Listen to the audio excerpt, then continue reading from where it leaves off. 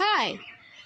তো কালকে আমি গেছিলাম কলকাতাতে, ওখানে আমাকে আমার বান্ধবী ফোন করেছিল যে তুই কোথায়। আমার মানে একদম কাছের বান্ধবী এসছে আমার সঙ্গে দেখা করতে। তো ফোন করেছিল কালকে আমার আর এক বান্ধবী, বলেছিল যে কোথায় তুই। আমি বললাম কলকাতাতে। তো বললো যে কবে আসবি। আমি বলছি আজকেই চলে আসবো, বিকেল হয়ে যাবে না রাত হয়ে যাবে আস্তে আস্তে। তো সকালে ফোন করেছিল, তো চলো তাদের সঙ্গে দেখা করে নিই।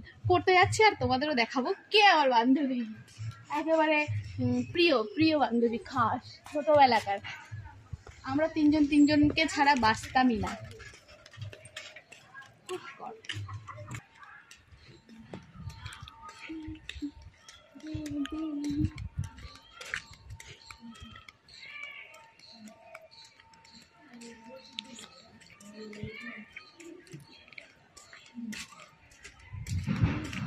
এই মেয়ে কেমন আছে? কি স্নান করবে? কবে আসছিস? কালকে এসছিস? নাম কি রেখেছিস? কি? আনবিকা। আনভিকা, সুন্দর।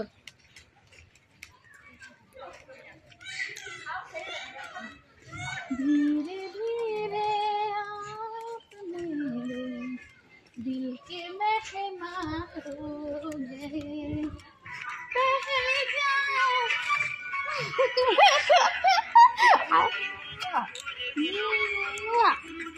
কেমন আছিস? ক্যামেরা করছি। হাই ফ্রেন্ডস, ভালো আছি। এই যে আমার বান্ধবী, বন্ধ কর এটা। এই যে আমার বান্ধবী অনেকদিন পরে এসছে, আর আমরা ছোটবেলাকার বন্ধু বান্ধবী যাই হোক, কিন্তু দুজনকে ছাড়া বাঁচতাম না। ও চলে গেছে গাংনাপুর বিয়ে হয়ে যাওয়ার পরে। তারপরে অনেক বছর, মানে অনেক দিন পরে আসলো। পরে আসি, কিন্তু দেখা হলে আবার একসাথে ঘোরা ফেরা সবকিছু সবই, মানে বাঁচি না। ঝগড়া অশান্তি যাই হোক, কিন্তু আমরা আবার মিলে যাই। এমনই একটা বান্ধবী, মানে বান্ধবীর মধ্যে এটাই হয়, যেটা হওয়া উচিত। হ্যাঁ, ঝগড়া হলেও মানে একসঙ্গে হয়ে যায়। মানে এটাই বান্ধবী বন্ধু যাই হোক সবার মধ্যে এটা থাকা উচিত, যে ঝগড়া হলেও তারা মিলে যায়, তাই তো? আমাদের ঝগড়া অশান্তি হয় আবার মিলেও যায়, এটাই হলো বান্ধবী। ঠিক আছে,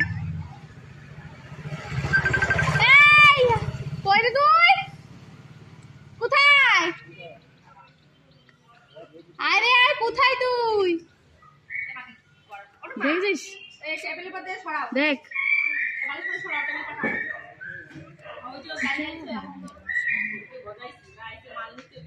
ওরে, ফেসবুকে কোনো ঢুকিও না, তেমন ঢুকিও না, পোস্ট করি সরে যাবে।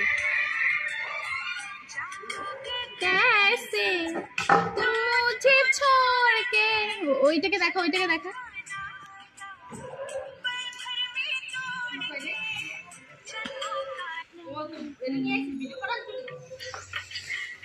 আমার পার্টনার থাকে, জানিস তো, বিশাল বড় পার্টনার আমার।